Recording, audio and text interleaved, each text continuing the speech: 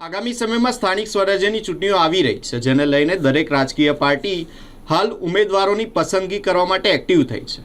ભાજપ દ્વારા સેન્સ પ્રક્રિયા હાથ ધરવામાં આવી રહી છે, ત્યારે અનગઢ 1 તાલુકા પંચાયત સીટ માટે પણ મોટી સંખ્યામાં દાવેદારો પોતાની દાવેદારી નોંધાવી રહ્યા છે, જેમાં રાષ્ટ્રીય રાજપૂત કરણી સેનાના ઉપપ્રમુખ વિજયસિંહ ગોહિલે પણ દાવેદારી નોંધાવી છે. કાલે સેલ્સ પ્રક્રિયા જે હતી ભારતીય જનતા પાર્ટીમાં, એમાં મેં ઉમેદવારી નોંધાવી છે અનગઢ 1માં.